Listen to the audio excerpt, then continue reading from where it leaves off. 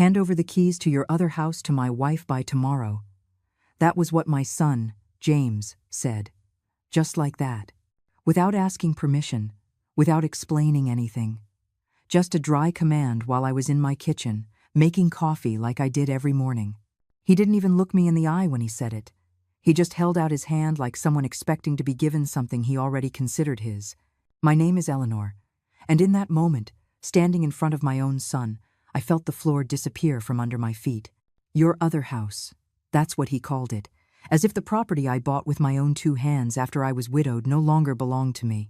As if the house on the beach, the one I rent out for $3,000 every month, was just a minor detail he could dispose of whenever he wanted. I was still holding the coffee mug in my hands when I tried to speak. I tried to say something. Anything. But James raised his hand, a signal that he didn't want to hear me. Mom, we've already decided.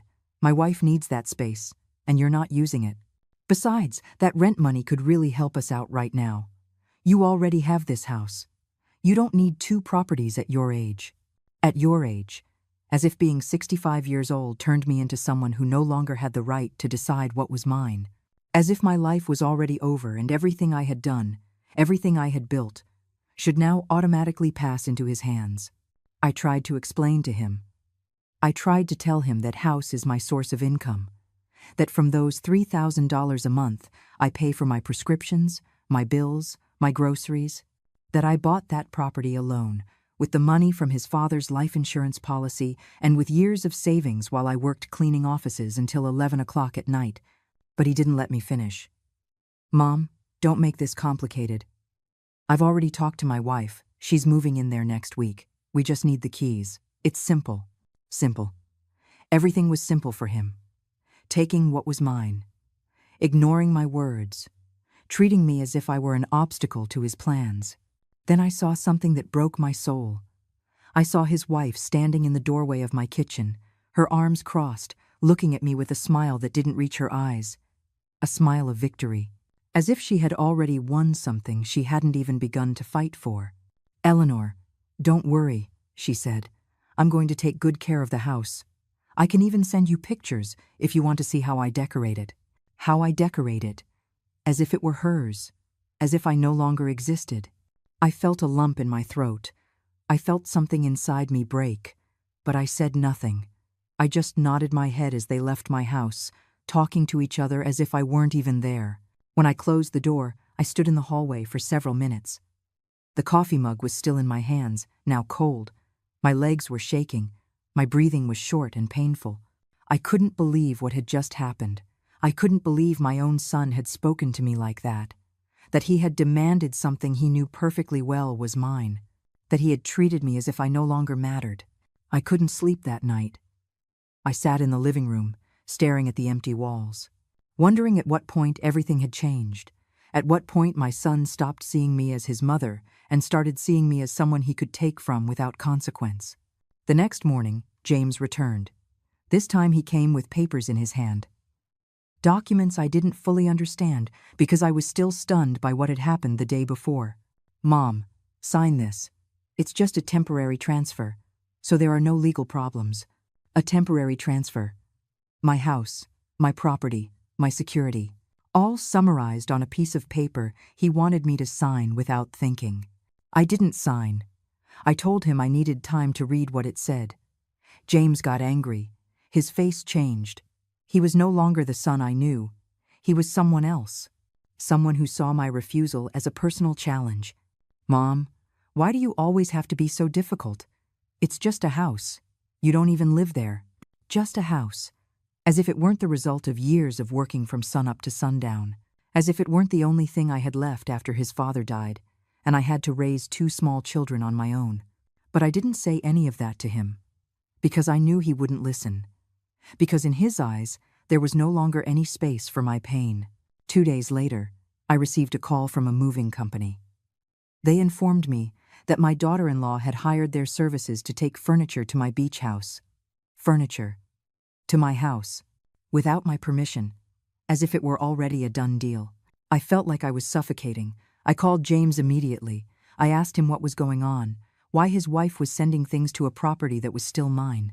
Mom, I already told you. Don't make this harder than it has to be. Just hand over the keys and stop creating problems where there are none. Problems where there are none. I was the problem. I, who had given everything for him. I, who had gone without so he could go to college. I, who had never denied him anything. I hung up the phone with trembling hands. I sat on the edge of my bed and, for the first time in many years, I cried. I cried for everything I had lost. I cried for the son I no longer recognized. I cried for the woman I had been, who now seemed invisible to everyone. But in the midst of that crying, something changed inside me. A small, almost imperceptible voice told me I couldn't just stay like this, that I couldn't let them take what was mine without doing anything, that I still had a voice, even if they didn't want to hear it. That night I made a decision. I wasn't going to scream. I wasn't going to beg. I wasn't going to plead with my son to treat me with respect, but I also wasn't going to hand him the keys to my life as if I no longer mattered. And then, in silence, I began to plan. I remember exactly when I bought that beach house. It was 18 years ago, 3 months after we buried my husband. I was 47 years old and suddenly found myself completely alone with 2 teenage children and a future that seemed impossible to sustain. My husband didn't leave much. A modest life insurance policy, some savings that barely covered the funeral expenses and the debts we had. I worked cleaning offices downtown. I left home at 5 in the afternoon and returned close to midnight. My hands always smelled of bleach and disinfectant. My knees ached from kneeling on cold floors, but I never complained, because I had a reason to keep going. My children, James and his younger sister, they were my engine, my only purpose. Every dollar I earned was for them, for their food, their clothes, their education. There was never anything for me, and I was okay with that. Or at least I thought I was. James was a good student, responsible, always with his books under his arm, always talking about his dreams of having his own company someday. I would listen with pride while I made dinner after getting home from work. I watched him study late into the night and thought that it would all be worth it. That someday he would have a better life than mine, that he wouldn't have to work himself to the bone like I did. I sold everything I could sell to pay for his college. I sold the jewelry my husband had given me. I sold furniture. I even sold the old car we had sitting in the garage. James never asked where the money came from. He just received it as something natural, as something I was supposed to give him. When he graduated, I threw a small party at the house. I invited the neighbors. I cooked for 2 days. I was so proud of him, so happy to see him with his diploma in his hands. I thought that finally all my sacrifice had paid off. He got a job quickly, a big company, good salary. I was still cleaning offices, but now with the peace of mind of knowing my son was okay, that he had managed to get ahead. Then he met his wife. At first, she seemed like a sweet girl, polite, always smiling when she came to visit. James was in love. I was happy for him. I thought he had found someone who would make him happy. They got married a year later. I paid for a large part of the wedding. I used my savings, the money I had put away for emergencies. But I didn't care. It was my son's wedding. I wanted it to be special. For him to have everything I never could. After the wedding, something began to change. James didn't come to visit as often. When he did, he was always in a hurry. Always on his phone. Always with excuses about having too much work, too many responsibilities. His wife stopped smiling. Or rather, she stopped smiling at me. Now she looked at me differently, as if I were someone extra, as if my presence at family gatherings was uncomfortable. One day, I overheard a conversation I wasn't supposed to hear. They were in my living room. I had gone to the kitchen to make coffee. The door was ajar, and their voices carried clearly to where I was standing. "Why is your mom still cleaning offices? She's old enough to retire. It's embarrassing if someone sees her like that." His wife's voice was harsh, full of contempt. James didn't answer right away. There was a long silence that hurt me more than any words. "I don't know. I guess she likes to feel useful. You know how she is. I guess she likes to feel useful." As if I scrubbed floors until midnight for pleasure. As if I didn't do it because I still had bills to pay, because I was still helping my daughter with her studies, because I still needed to eat and pay the light bill. I stood in the kitchen with the coffee pot in my hand, feeling something shatter inside me. But I didn't say anything. When I went back to the living room with the coffee, I acted as if I hadn't heard a thing. I smiled. I served the cups. I asked how they were. But that conversation stayed with me, like a seed of doubt that began to grow slowly. After that, I started to notice more things, little details I had ignored before. James stopped asking me how I was. His calls became sporadic. When I called him, he was always rushed, always busy. There was always something more important than talking to me. His wife started making comments about my house, about how old it was, about how I should sell it and move somewhere smaller, more economical. As if my house, the place where I raised my children, where the memories of my husband still lived, was just an object I could get rid of. One day, while I was cleaning James's house, I found some papers on his desk. They were financial documents. Numbers I didn't fully understand, but they mentioned properties, investments. My name appeared on one of the sheets. Something about inheritances, about estate planning. I froze. I didn't know James was running calculations on what I had, on what would one day be his, as if I were already dead, as if my life were just a temporary obstacle between him and my assets. I kept quiet. I didn't tell him I had seen those papers. But something inside me changed that day. I began to see my son through different eyes. I began to wonder when exactly I had stopped being his mother and become someone he was waiting to inherit from. Then I bought the beach house. I used the life insurance money I had saved all those years, money I originally thought I'd use for my old age, for emergencies, for whatever was necessary. But I decided to invest it. I decided to secure my future. The house was small, modest, but it was in a tourist area, and I knew I could rent it out, and so I did. I got a stable tenant who paid $3,000 a month. That money finally allowed me to stop cleaning offices. It allowed me to live with dignity, with peace of mind. When I told James about the house, I expected him to be happy for me. I expected him to see that I had finally achieved something for myself, too. But his reaction was cold, distant. "Oh, you bought another property. That's nice, Mom." That was it. He didn't ask how I'd managed it. He didn't ask if I needed help with anything. Just a brief, disinterested comment. And then he changed the subject. Now I understand why. Now I understand that for him, that house wasn't my achievement. It was his future inheritance. It was something that would one day be his. And I, without knowing it, had made a decision that didn't fit into his plans. 2 weeks after James demanded the keys, I started noticing strange movements. Small things that didn't seem important on their own, but together they formed a pattern I couldn't ignore. First, there was a call from the bank. The teller who always helped me, Susan, called to confirm if I had authorized someone to request information about my account. I told her no, that nobody had permission to ask about my finances. She explained that a man had come in that morning claiming to be my son and that he needed to know the status of my accounts for family reasons. I fell silent on the phone. A chill ran down my spine. James had gone to the bank. My bank. Asking about my money, without telling me, without asking my permission.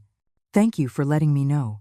Susan, please, make sure that no one but me can access that information." She assured me it would be done, that they would put a note on my account. But the damage was already done. My own son was investigating how much money I had, as if it were his business, as if he had a right to know. That same afternoon, while checking my mail, I found something that took my breath away, an envelope with the letterhead of a real estate agency.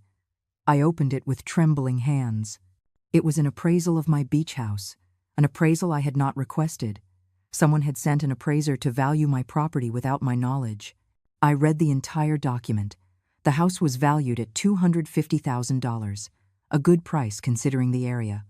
But what froze my blood was the handwritten note in the margin. Handwriting I recognized immediately. James's handwriting. Reasonable price for quick sale. Check for outstanding debts. Quick sale. My house. The house I bought with my own hard work. The house that gave me $3,000 a month and allowed me to live with dignity. James was planning to sell it. without telling me, without consulting me, as if he already owned something that was still completely mine. I sat on the sofa with the paper in my hands. The tears wanted to come, but I held them back. I wasn't going to cry, not anymore. I had cried enough. Now I needed to think. I needed to understand what was really happening. I didn't sleep that night. I stayed awake trying to remember every recent conversation with James, every visit, every comment he had made about my age, about my properties, about my future. And then I began to see the whole picture. It wasn't just the beach house, it was everything. James was waiting for me to die so he could inherit. But apparently, waiting wasn't enough. He wanted access to everything now. He wanted to control my assets while I was still alive. He wanted me to sign papers, to give him keys, to hand over control of my life. The next day, I called the tenant at my beach house, an older gentleman named Tom who had been renting the property for 3 years. He always paid on time, never caused any problems. I asked him if anyone had come to visit him lately, if anyone had asked about the rental agreement. There was an uncomfortable silence on the other end of the line. "Miss Eleanor, I didn't want to worry you, but about a week ago a young man came by, said he was your son. He told me that you were sick and that he was going to take over managing the property. He asked me for a copy of the contract and the payment receipts." I felt the room spin. James had gone to talk to my tenant. He had lied to him. He had told him I was sick, that he was taking control. "Did you give him the documents?" Tom sighed. "I gave him a copy of the contract, yes, but not the receipts. Something didn't feel right. That's why I haven't said anything until now. I wanted to talk to you first." I thanked him for his honesty. I asked him not to speak with James again without my authorization, that if he came back, to call me immediately. Tom promised he would, that he respected our agreement and would only follow my orders. When I hung up the phone, I sat in silence. My son wasn't just planning to take my house. He was already taking concrete steps. He was already presenting himself as the new owner. He was already lying to get what he wanted.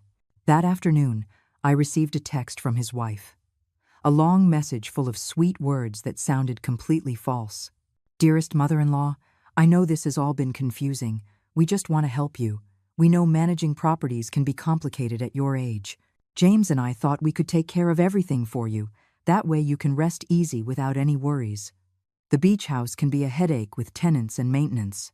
We can live there, and you wouldn't have to deal with any of it anymore." I read the message 3 times. Every word was carefully chosen.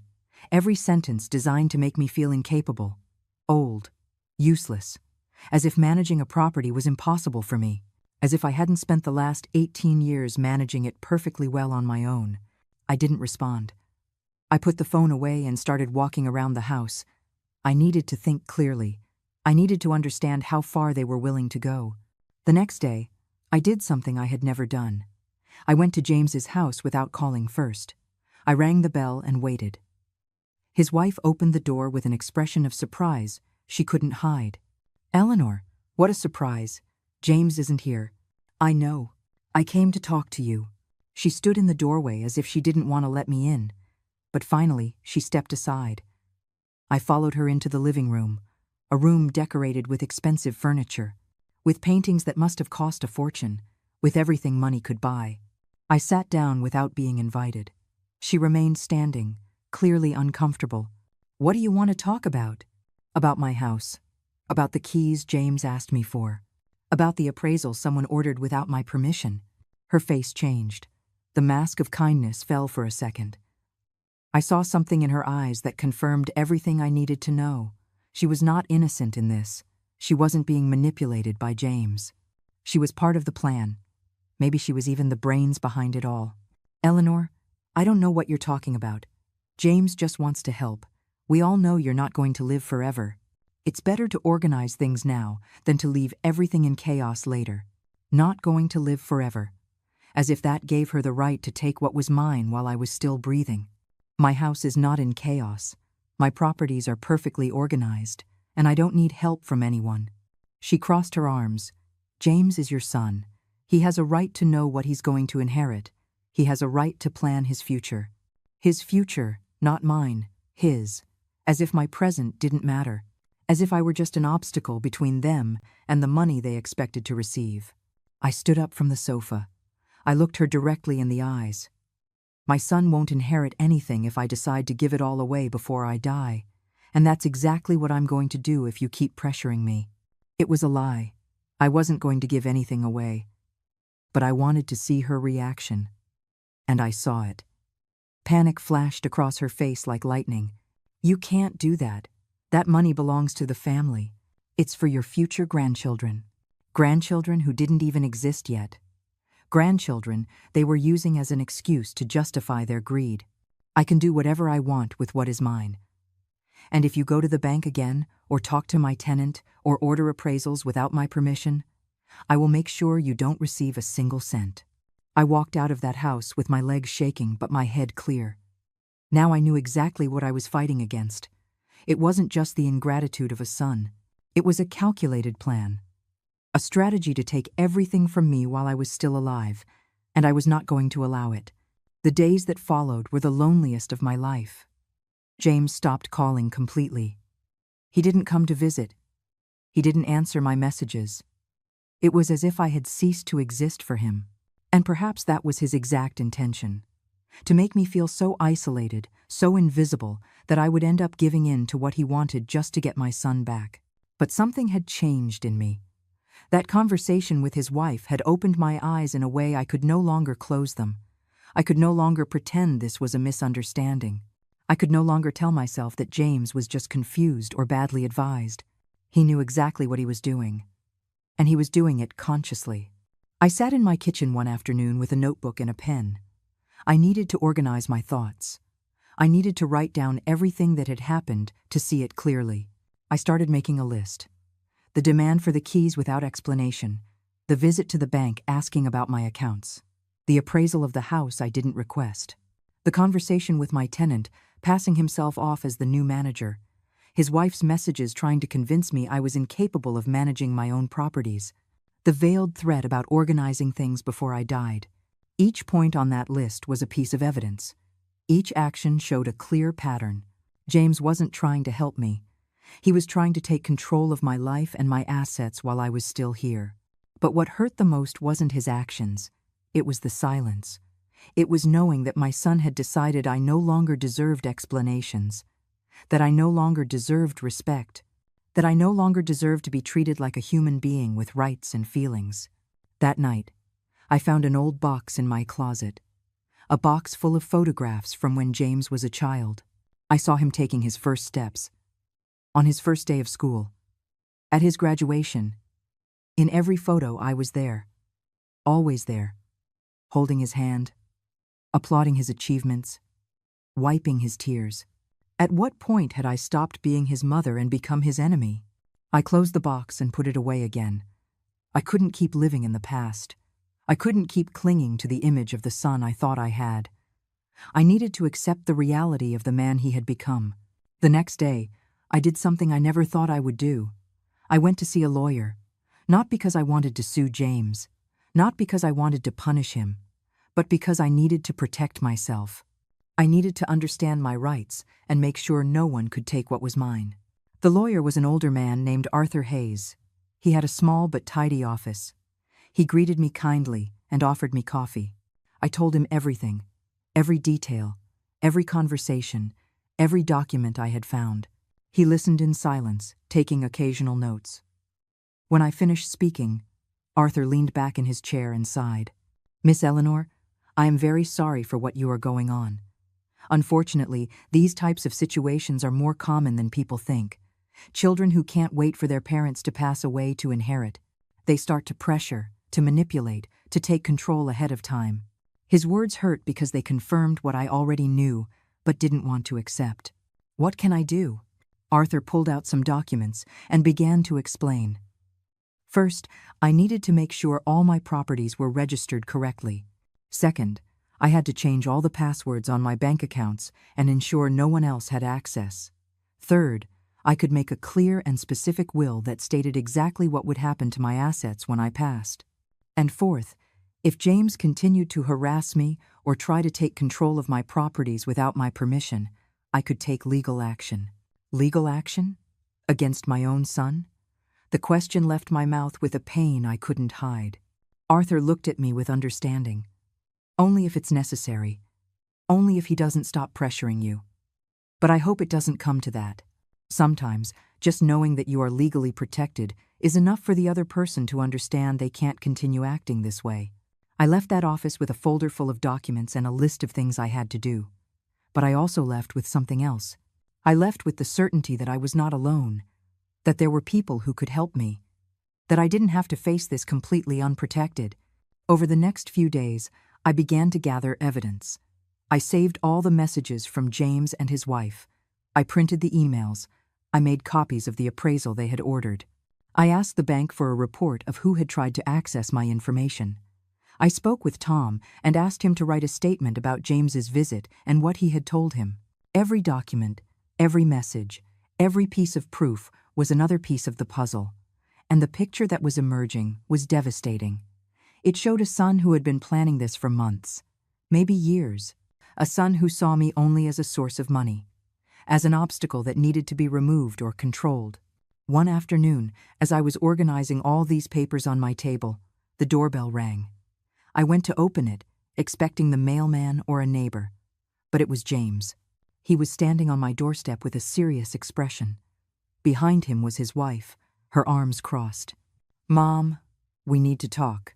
His tone was cold, authoritarian, like a father speaking to a disobedient child, not like a son speaking to his mother. I let them in. We sat in the living room. The silence was heavy, uncomfortable. Finally, James spoke.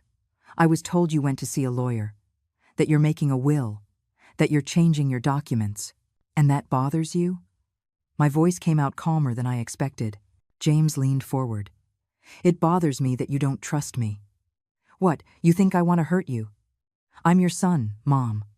All I want is to help you." "Then tell me, James. Tell me why you went to the bank to ask about my accounts without telling me. Tell me why you had my house appraised without my permission. Tell me why you lied to my tenant, saying I was sick." James's face grew rigid. His wife intervened quickly.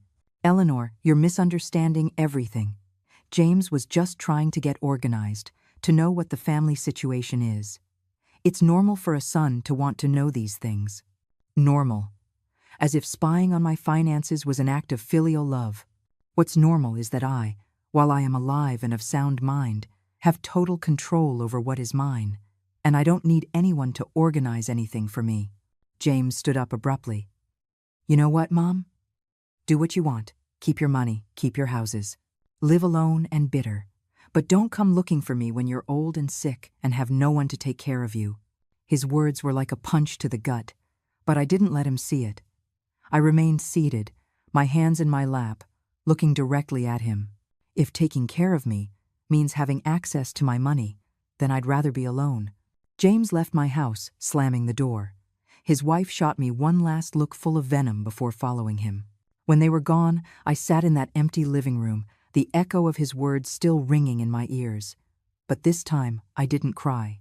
This time, I didn't feel like the world was collapsing, because now I had clarity. Now I knew exactly who my son was, and now I knew exactly what I had to do. The next morning, I woke up with a strange feeling. It wasn't peace, but it also wasn't the sharp pain I had felt for weeks. It was determination, a cold, clear certainty that I needed to act intelligently, not with emotion, not with anger, but with strategy. I ate breakfast calmly. I got dressed with care, and I left the house with my folder of documents under my arm. I had a mental list of places I needed to visit, people I needed to talk to, steps I needed to take to protect what was mine. My first stop was the bank. I asked to speak with the manager, not just Susan at the counter. I needed to make sure my account was completely protected. The manager, a man named Mr. Davis, received me in his office. I explained the situation without drama, without tears. Just the facts. My son had tried to access my information. I needed guarantees that no one, absolutely no one, could make transactions on my account without my physical presence and identification. Mr. Davis nodded seriously. He had me sign new documents. He changed all the security keys. He put alerts on my account for any unusual activity. He gave me a new direct phone number, which I could call if I noticed anything strange. I also asked him for a complete statement for the last 5 years. I wanted to review every deposit, every withdrawal, every movement. I needed to be sure James hadn't done anything without my knowledge in the past. When I left the bank, I felt more secure. It was a small step, but an important one. My money was protected. No one could touch it without my authorization. My next stop was the county records office. I needed to confirm that both houses, the one I lived in and the one at the beach, were registered solely in my name. No co-owners, no automatic beneficiaries. Nothing that could give James legal access before my death. The clerk who helped me reviewed the documents for several minutes. Finally, she looked up with a reassuring expression. "Everything is in order, Miss Eleanor. Both properties are registered completely in your name. There are no liens, no outstanding debts, no other names on the titles. As long as you are alive, you are the sole owner with decision-making power." I felt a profound relief. But then I asked a question that had been bothering me. "Has anyone else come to request information about these properties recently?" The clerk checked her system. She frowned. "Yes, as a matter of fact. 2 weeks ago, a man came in asking about the beach property, said he was your son. We explained that we couldn't give out information without your written authorization. He got pretty upset, but he didn't press the issue." Another confirmation. James had been digging, trying to find any way to access what was mine. "Can I put a restriction? Something to prevent anyone else from asking about my properties?" The clerk nodded. She had me fill out a form. Now, any request for information about my assets would be automatically rejected, and I would receive an immediate notification. I left that office feeling stronger. Every step I took was another wall between James and his plans. Every protective measure was a clear message. It was not going to be easy to take what I had built. My third stop was back at the office of Arthur, my lawyer. This time, I brought all the organized documents, the printed messages, the statements, the proof of James's attempts to access my information. Arthur reviewed everything carefully. He took notes. He made a few calls. Finally, he looked at me with a serious expression. "Miss Eleanor, I have to tell you something important. What your son is doing could technically be considered harassment and financial elder abuse. If this continues or escalates, you have legal grounds to take more drastic measures." "Measures like what?" "A restraining order, a formal complaint. You could even disinherit him completely if you wish. The will is a private document that you can change at any time." Disinherit him. The word sounded so final, so definitive, so painful. I don't want to go that far yet, but I need to be prepared in case things get worse. Arthur understood. He helped me draft a new will, a very clear and specific one. It left my properties divided between my 2 children, but with clauses. If James continued to harass me or attempt to take control of my assets while I was alive, his share would be reduced or eliminated entirely.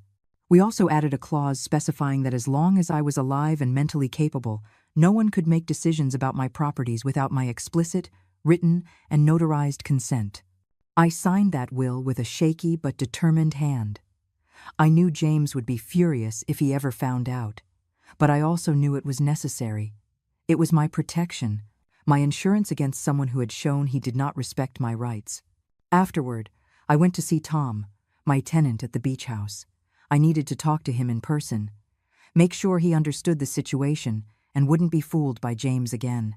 Tom greeted me with coffee and genuine concern on his face. I explained everything.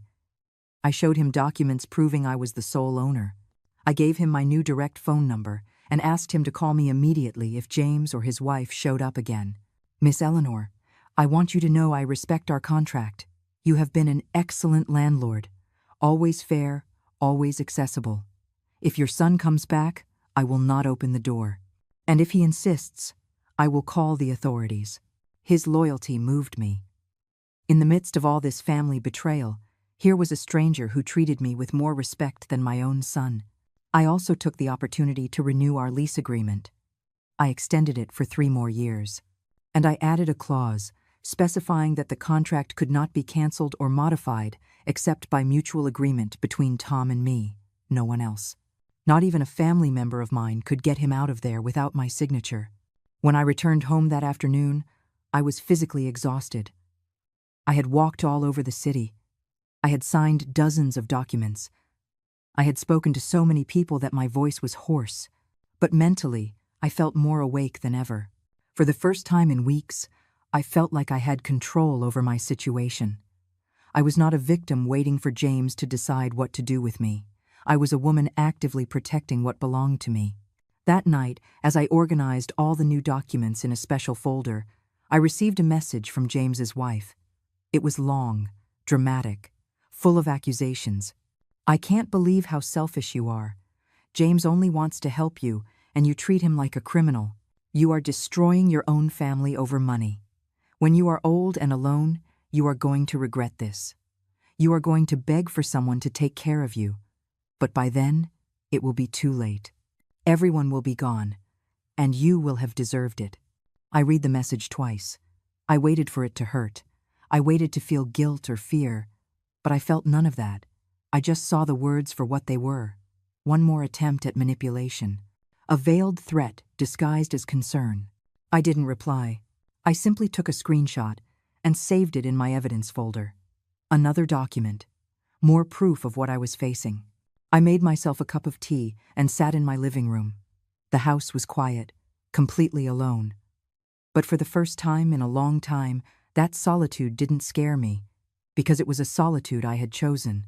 A solitude that came with dignity, with autonomy, with control over my own life. James could keep trying, he could keep pushing, he could keep sending threatening messages through his wife.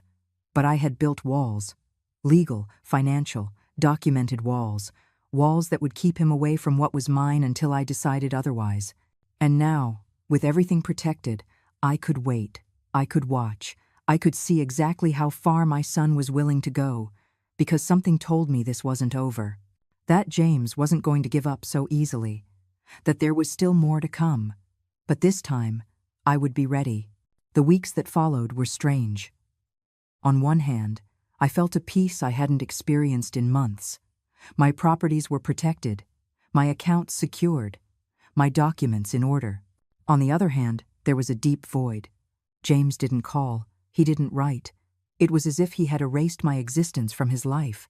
But even though he wasn't seeking me out, I could see him. I could see exactly how he was living while I suffered the consequences of defending myself. One afternoon, while checking my phone, I went on social media. Something I rarely did, but curiosity got the better of me. I looked up James's profile, and what I saw turned my stomach. Photo after photo of a perfect life. James and his wife at expensive restaurants, toasting with glasses of wine that probably cost more than I spent on groceries in a week. Trips to the beach, luxury hotels, designer clothes, all displayed with pride, with bright smiles that seemed to say life was wonderful. There was one particularly painful photo. It was of the two of them in front of a beautiful house. It wasn't my beach house, but it was similar. The caption read, "Looking for our next investment. The future looks promising. Our next investment, my house." That's what they were planning. That's why they had pressured me so much. That's why they had tried to take my keys. They wanted my property for their perfect life project that they paraded on the internet. I kept scrolling down his profile. I found a post from a week ago, a motivational quote written over an image of a sunset. Sometimes you have to walk away from negativity to find your peace. Not everyone is going to understand your path, and that's okay. The negativity. I was the negativity. The mother who had raised him alone. The woman who had sold everything to pay for his education. I was the obstacle he had decided to walk away from to find his peace. The comments under the post were worse. Friends congratulating him on his maturity, on his bravery, on knowing how to set healthy boundaries. No one knew the truth. No one knew that those healthy boundaries meant abandoning his mother because she had refused to gift him her assets. His wife also constantly posted photos of her fresh manicures, of her hair at the salon, of shopping bags from expensive stores. And among all that display of luxury, she had posted something that chilled my blood. learning to let go of what doesn't add to my life. Family isn't always the people who share your blood. Sometimes it's the one you choose, the one who supports your dreams instead of putting up obstacles. Obstacles. I was an obstacle to her dreams. For refusing to be stripped of what belonged to me, I had become the villain of their story. I closed the app with trembling hands. I made myself a cup of tea and sat in my kitchen, trying to process what I had just seen. While I was spending sleepless nights wondering what I had done wrong as a mother, they were on vacation. While I was crying over the loss of my son, they were toasting in expensive restaurants. While I was legally protecting myself from their attempts at theft, they were presenting themselves on social media as victims of a toxic mother. The injustice of it all took my breath away, but it also gave me something else. It gave me anger. A cold, controlled anger that reminded me why I had taken all those protective measures, why I couldn't afford to be sentimental. That afternoon, I received a call from my daughter. We hadn't spoken in weeks. She lived in another state, worked a lot, and our communication had always been sporadic. But her voice sounded worried. "Mom, I just talked to James. He told me you've become really difficult lately, that you don't want to accept his help, that you're making strange decisions with your properties." I felt a pang in my chest. James had gone to his sister. He was trying to get her on his side, to make me look like the villain to the entire family. "Honey, let me tell you exactly what has happened." And I told her everything, every detail, the demands, the lies, the attempts to access my bank accounts, the secret appraisal, the visits to my tenant posing as the new owner, everything. There was a long silence on the other end of the line. Finally, my daughter spoke in a soft voice. "Mom, I had no idea. James just told me you wanted to be alone, that you were rejecting any attempt to help. He didn't mention anything about the keys or the bank or the house. Of course he didn't, because then he would have to admit what he was really doing." My daughter sighed. "I don't know what to say. He's my brother, but you're my mother, and what you're telling me sounds awful, really worrying. I'm not asking you to take sides. I just needed you to know the truth, because I'm sure he's going to keep telling his version of the story." She promised me she would talk to James, that she would try to understand what was really going on. But when we hung up, I didn't feel relieved. I felt that James was building a narrative, a story in which he was the concerned son and I was the difficult, irrational mother. And he was sharing that story with everyone we knew. Days later, a neighbor stopped me on the street, an older woman I had always been friendly with. She looked at me with a strange expression, something between pity and judgment. "Eleanor, I heard you've been having some problems with James. What a shame. Children always want the best for us. Sometimes we mothers just don't know when it's time to let go of control." I froze. How did she know about my problems with James? What had he told her? I tried to explain that it wasn't like that it wasn't about control, but about protecting what was mine. But I saw in her eyes that she had already made up her mind about who was right. James, the successful, polite son, or me, the old, stubborn mother. That night, I realized something terrifying. James hadn't just abandoned me. He was isolating me. He was telling a distorted version of the facts to everyone we knew. He was building an image of me as someone difficult, irrational, impossible to help. And people believed him, because he was young, successful, convincing. And I was just an older woman trying to defend her truth. I checked his social media again. He had posted something new, a photo of him and his wife, hugging, looking toward the horizon. The caption read, "When you encounter walls, you build bridges. When doors are closed on you, you open windows. Grateful for the family I chose and the future we're building together." The comments were full of support, from people who knew nothing but assumed James was overcoming some noble obstacle, that he was being brave, that he was doing the right thing. And then I saw a comment from someone I knew, a distant cousin. It read, "So hard when family doesn't support your dreams, but you've always been strong. Keep moving forward." The family that doesn't support your dreams. Me. The mother who had sacrificed everything so he could have a better life. Now I was the villain who didn't support his dreams of taking my house. I turned off the phone. I couldn't keep looking at that. I couldn't keep torturing myself with the public image James was creating while I privately suffered the consequences of his betrayal. I sat in my living room in the dark. The house was completely silent. There was no one. No calls, no visits. James had gotten exactly what he wanted. I was completely alone, isolated, with my truth locked away in documents no one else saw, while he told his lie to the whole world. But in the midst of that darkness, something lit up inside me. A determination that didn't come from pain, but from clarity. James thought he had won. He thought that by isolating me, by building this public narrative, he had defeated me. He thought I would eventually give up, that I would cave, that I would give him what he wanted just to regain my social dignity.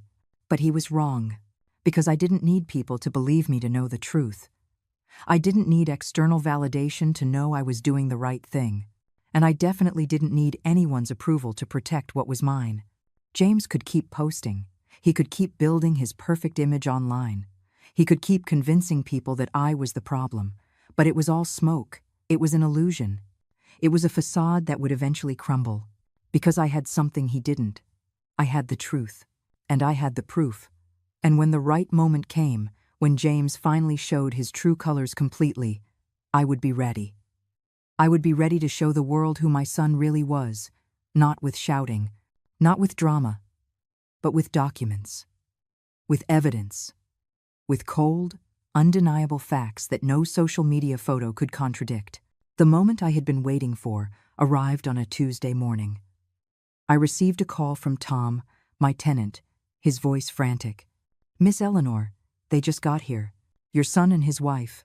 They have a moving truck outside. They're pounding on the door, demanding I let them in. They say you gave them permission, that they have a right to come in." I felt the adrenaline surge through my body. After weeks of silence, after all the isolation and the social media posts, James had finally decided to act. He had decided he didn't need my permission, that he could simply take what he wanted. "Tom, do not open that door. Call the police if you have to. I am on my way right now." I hung up the phone and grabbed my purse. Inside was the folder with all the documents, the property titles, the lease agreement, the proof of James's attempts to access my accounts, everything I had been collecting for weeks. I knew this moment would come, and I was prepared. The drive to the beach house took 40 minutes. 40 minutes during which my mind worked at full speed, reviewing every step I had taken, every protective measure I had put in place, mentally ensuring everything was in order. When I arrived, the scene was exactly as I had imagined. A large moving truck parked in front of the house. 2 men waiting beside it, looking confused, and James and his wife standing at the door, pounding insistently, shouting for Tom to open up. I got out of the taxi calmly. I walked toward them with slow, deliberate steps. I didn't run. I didn't yell. I just approached until I was only a few feet away. James was the first to see me. His expression changed from frustration to surprise, and then to something that looked almost triumphant, as if my presence confirmed I was finally going to give in. "Mom, good, you're here. Tell this man to let us in. We've wasted enough time with your drama." His wife looked at me with that condescending smirk I had learned to recognize so well.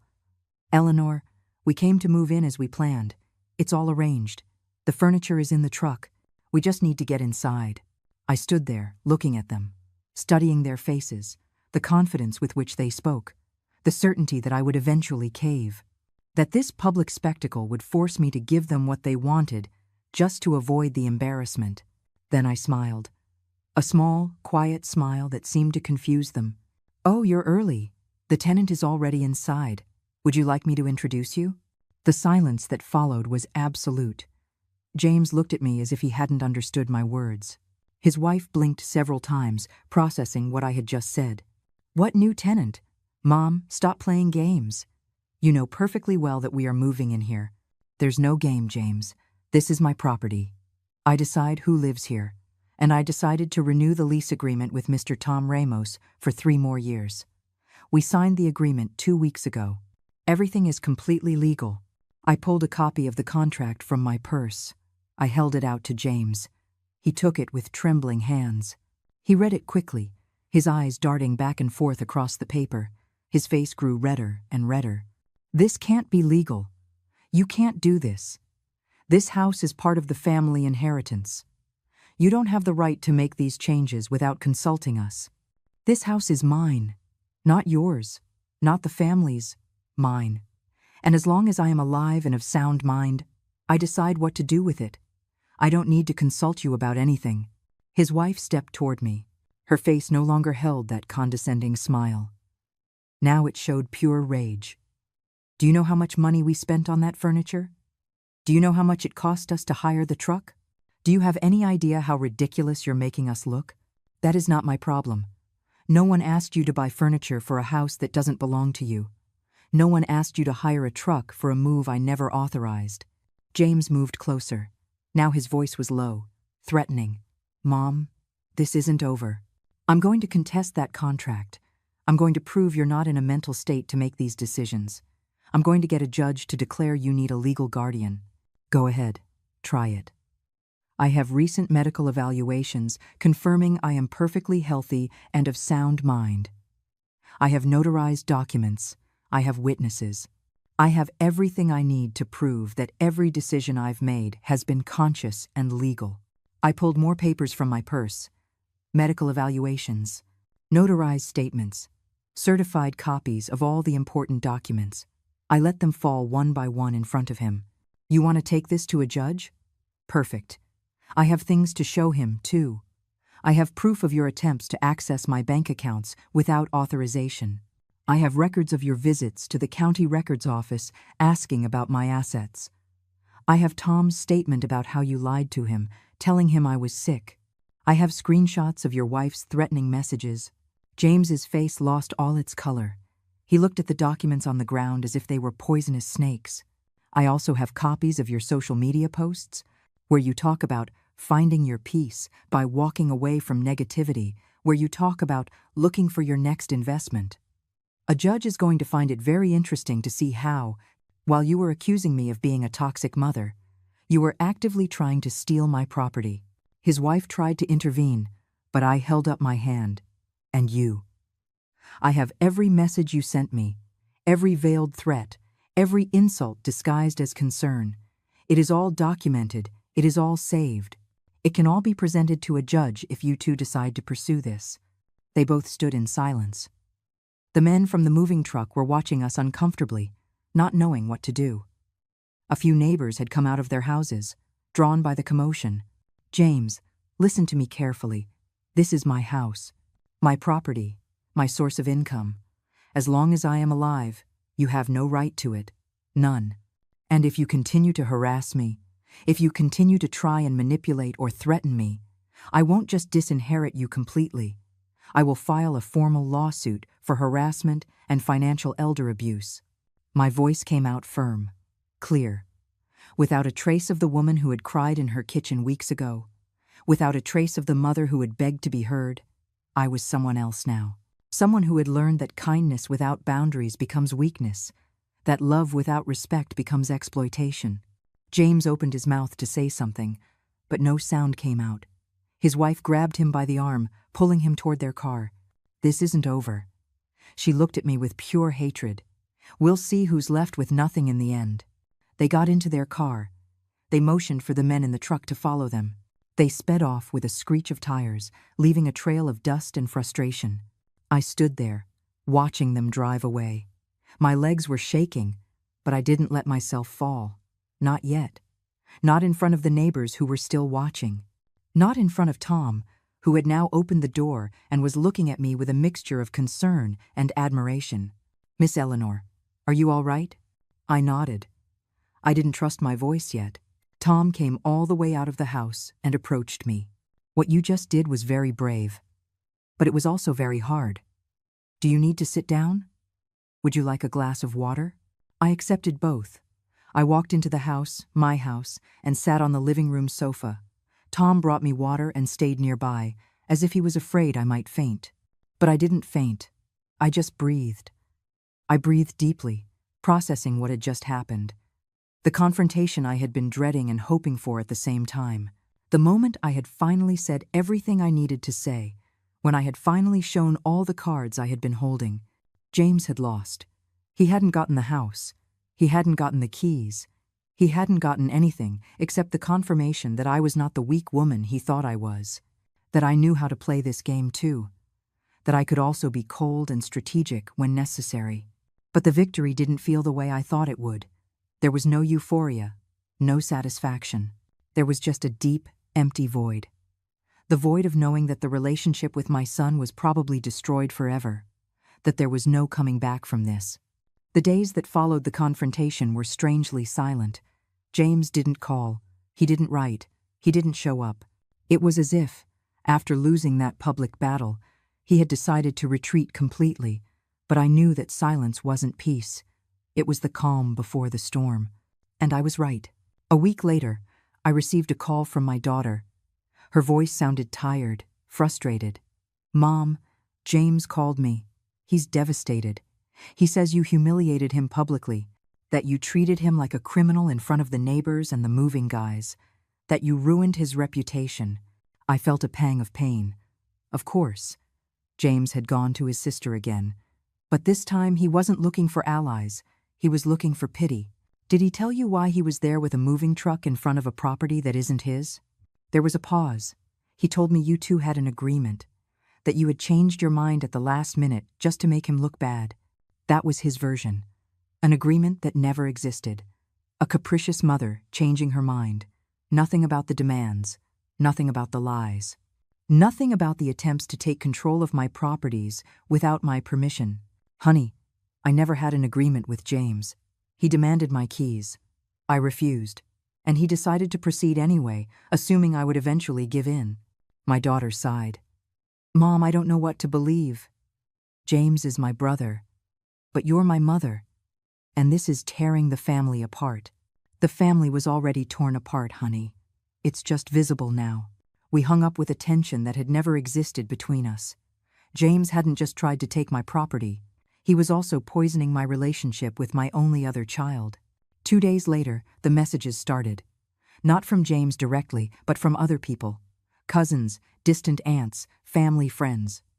All with the same tone of feigned concern. "Eleanor, we heard you had an altercation with James. It must have been a misunderstanding. Children always want what's best for their parents. Eleanor, it must be so hard to get older and feel like you're losing control. But James just wants to help you.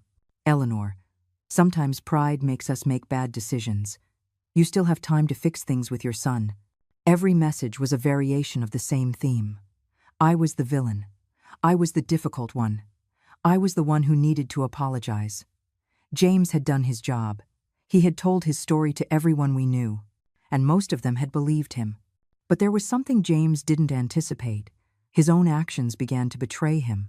One afternoon, I received a call from my cousin Helen, an older woman who had always been sensible and direct.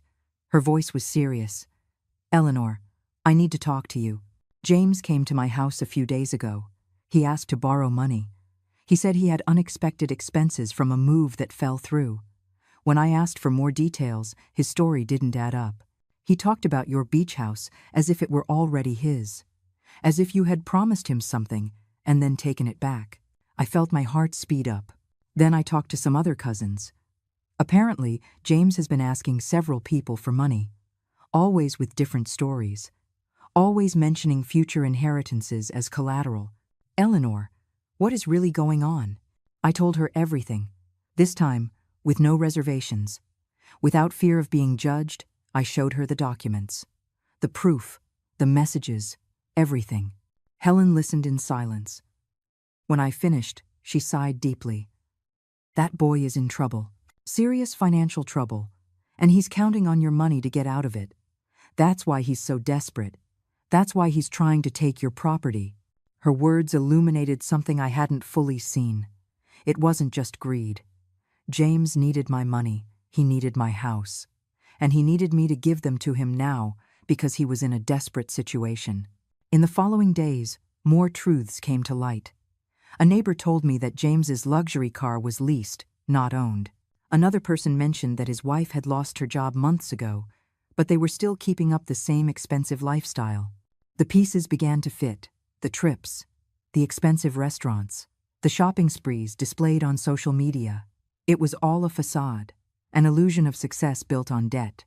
And when that debt became unsustainable, James had turned to me, not as his mother, but as his financial solution. One morning, as I was having coffee in my kitchen, the doorbell rang. I opened it cautiously. It was James. But not the confident, demanding James from before. This James had deep, dark circles under his eyes. His clothes were wrinkled, his hands were shaking slightly. "Mom, I need to talk to you." His voice was small, broken. I almost didn't recognize it. I let him in. We sat in the living room. The silence was heavy. Finally, he spoke. "I'm in trouble. Serious trouble. I have debts. A lot of debts.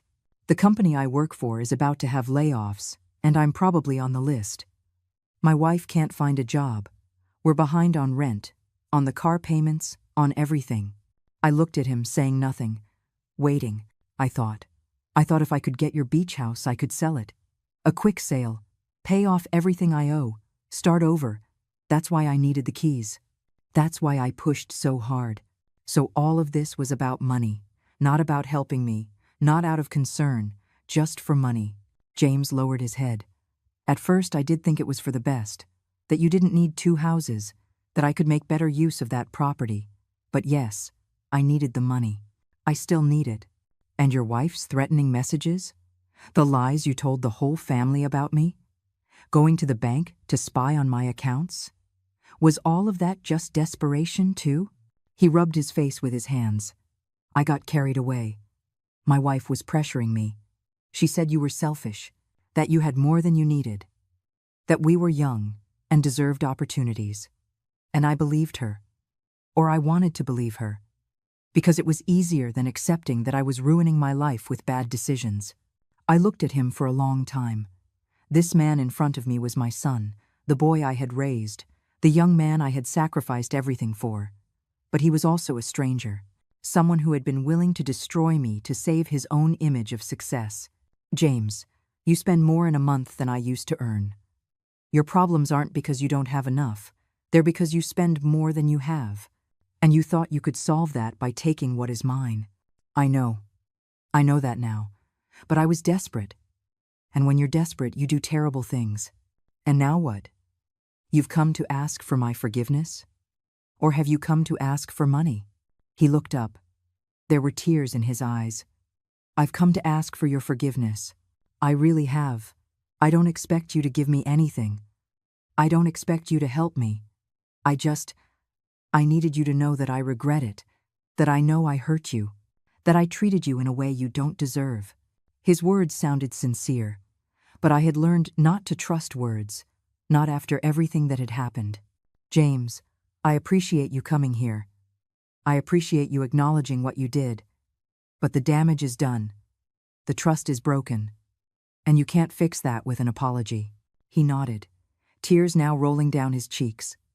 "I understand. I wanted you to know that it wasn't you.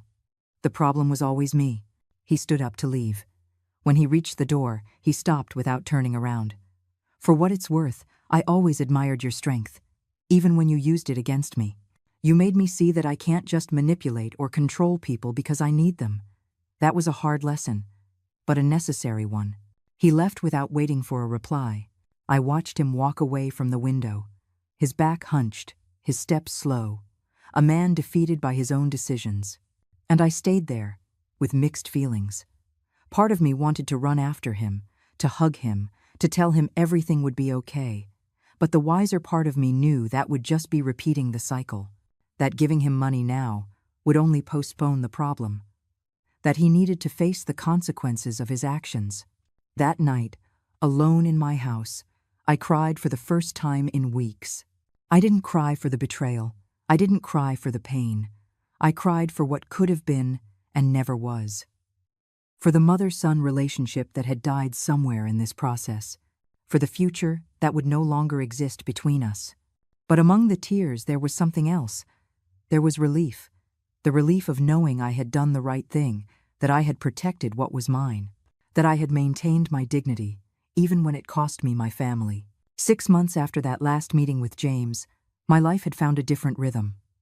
It wasn't the life I had imagined when I was young, dreaming of an old age surrounded by grateful children and grandchildren. But it was a life in peace. And that, I discovered, was worth more than any fantasy. I sold the big house where I had raised my children. It was too much space for me alone. Too many memories in every room. Too many ghost voices of a family that no longer existed. With that money, I bought a small house in a quiet neighborhood. 2 bedrooms, a modest garden. Just enough space for me and the simple life I now chose to live. The beach house was still rented to Tom. The $3,000 a month still arrived on time. That money allowed me to live with dignity, to pay my bills, to buy my prescriptions, to eat well, to even afford a few small luxuries now and then. I had turned the garden of my new house into a small sanctuary. I planted roses, jasmine, herbs. Every morning I went out with my watering can and spent an hour caring for each plant, talking to them, watching them grow slowly under my care. There was something deeply healing in that, in nurturing something that responded to my love with life and color. One afternoon, while I was watering my plants, I received a call from my daughter. We had been talking more frequently lately. She had finally understood what had really happened. James himself had told her in a moment of forced honesty, when he tried to borrow money from her, too. "Mom, how are you?" Her voice sounded warm, genuinely interested. "I'm doing well, honey. I'm in my garden. I just planted some new gardenias. I'm so glad to hear you sounding like that. Calm, peaceful." We talked for half an hour. About simple things. About her job, about the weather, about a recipe she wanted to try. Normal things that reminded me that not all of my family was lost, that there were still connections worth keeping. Before hanging up, she paused. "Mom, James asked about you last week." I felt my body tense automatically.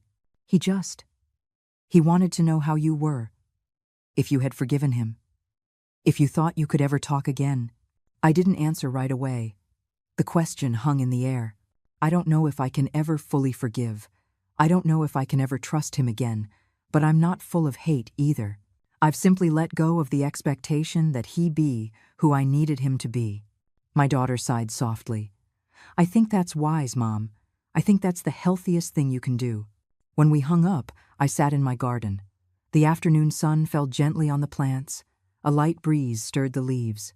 Everything was silent and calm, and I realized I was okay. Truly okay. For the first time in years, I wasn't waiting for anything from anyone. I wasn't living to please others. I wasn't sacrificing myself for someone else. I was simply being, existing, living my life on my own terms. That night, I made my favorite dinner. Something simple, but something I liked. I sat at my small table with a view of the garden and ate slowly, savoring every bite. The television wasn't on. There was no noise, just the sound of the crickets outside and my own thoughts. I thought about the entire road I had traveled. From that terrible morning when James demanded my keys to this moment of peace in my own home. It had been a painful road, full of betrayal, loneliness, and tears. But it had also been a road of discovery, of finding a strength I never knew I had, of learning that self-love was not selfishness, but survival. The following week, Tom called. His voice sounded excited. "Miss Eleanor, I want to renew the lease for 5 more years if you're agreeable. This house has been a home to me, and you have been the best landlord anyone could ask for." His words filled me with warmth. Here was a stranger who treated me with more respect and gratitude than my own son, who valued what I offered, who paid on time and took care of my property as if it were his own. "Of course, Tom. It will be a pleasure to continue being your landlord." After hanging up, I thought about the irony. James had wanted to take that house to sell it quickly and get out of debt, but I had kept it. And now, it not only gave me financial security but also the satisfaction of knowing I had made the right decision. A month later, I ran into my cousin Helen at the grocery store. She hugged me tightly. "Eleanor, you look good. You look peaceful." "I am. I finally am." She lowered her voice. "James is still having problems. He lost his job. His wife left him. He's living in a small apartment now. Some of the family have tried to help him, but he just keeps making bad decisions with money. I felt a pang of sadness. Not guilt, just sadness for a son who never learned the important lessons in life, who kept looking for easy solutions instead of doing the hard work of truly changing. That's his path, his decisions. I can't save him from himself anymore. Helen nodded with understanding. You did the right thing. Protecting yourself wasn't cruelty. It was survival. Those words stayed with me. Because there were still moments when doubt crept in. Moments when I wondered if I should have given him the money. If I should have been more flexible. If I should have prioritized family peace over my personal dignity. But then I would look at my garden, my house, my quiet, autonomous life. And I knew the answer was no. That I had done exactly what I had to do. That I had chosen the difficult but correct path. One evening, while I was watering my gardenias, I heard a car stop in front of my house. I looked toward the street and saw James. He was sitting in his car, just looking at my house. He didn't get out. He didn't knock. He just sat there for several minutes. Our eyes met across the distance. I didn't raise my hand. He didn't either. We just looked at each other. Two people who were once mother and son, now separated by decisions that neither of us could undo. Finally, he started the car and drove away, and I went back to watering my plants. That night, sitting in my favorite armchair with a hot cup of tea, I reflected on everything I had learned. I had learned that love without limits is not true love, but codependence. That saying no is not selfishness, but self-preservation. That being alone is not the same as being abandoned. That peace comes from knowing who you are and defending that, no matter the cost. I had also learned something deeper. I had learned that mothers are not born obligated to sacrifice themselves until they disappear. That our lives do not end when our children grow up. That we have a right to our own assets, our own autonomy, our own dignity. That deserving respect doesn't depend on how much we give, but on how much we respect ourselves first. I closed my eyes and breathed deep. The scent of jasmine came in through the open window. The house was silent, but it didn't feel empty.